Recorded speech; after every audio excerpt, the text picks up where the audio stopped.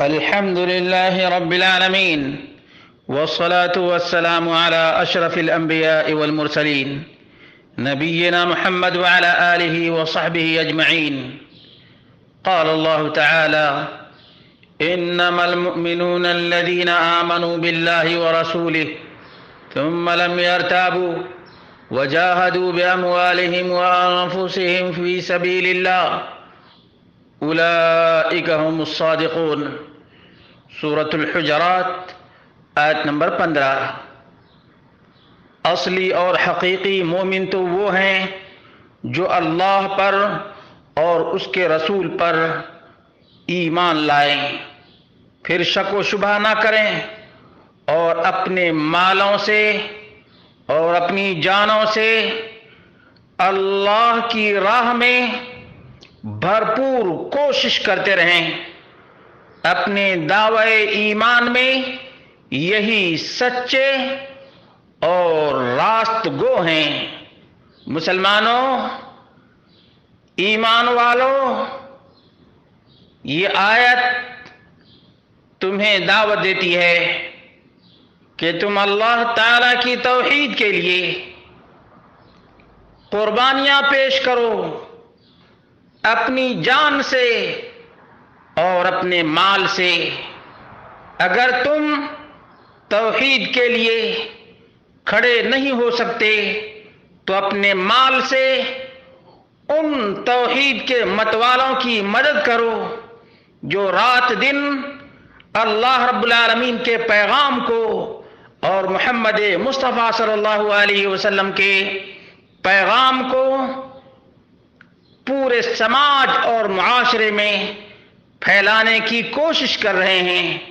اللہ تبارک و تعالیٰ ان لوگوں کے مالوں میں برکت عطا فرمائے جو لوگ توحید کا علم بلند کرنے والوں کی مدد کرتے ہیں، ان کا تعاون کرتے ہیں، ان کا سپورٹ کرتے ہیں اور ان کے لیے اپنے مال کو خرچ کرتے ہیں.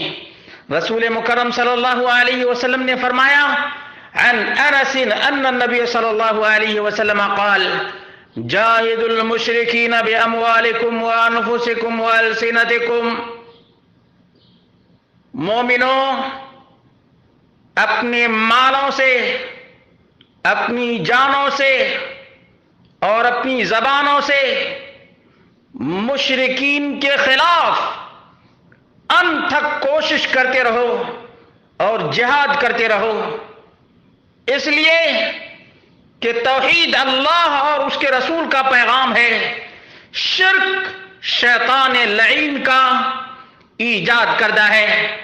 اس لیے نوجوانوں، مسلمانوں، توحید کے لیے اٹھ کھڑے ہو جاؤ اور توحید کو عام کرنے والوں کے ساتھ ہو جاؤ، ان کی مدد کرو، ان کا سپورٹ کرو اور ان کی راہ میں رکاوٹوں کو دور کر دو اور انہیں ہر طرح سے مدد پہنچاؤ.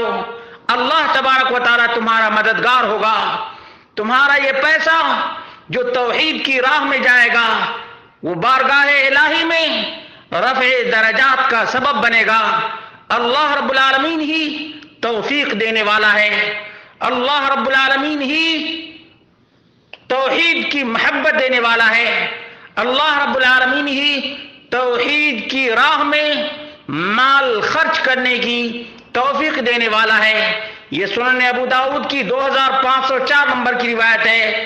مسلمانوں، یہ نبی کریم صلی اللہ علیہ وسلم کا پیغام جس طرح سے اس زمانے کے مسلمانوں کے لیے تھا، آج بھی اسی طرح سے تمام مسلمانوں کے لیے ہے. اس لیے شرک کے خلاف اٹھ کھڑے ہو جاؤ، چاہے جان سے ہو، چاہے مال سے ہو، چاہے زبان سے ہو.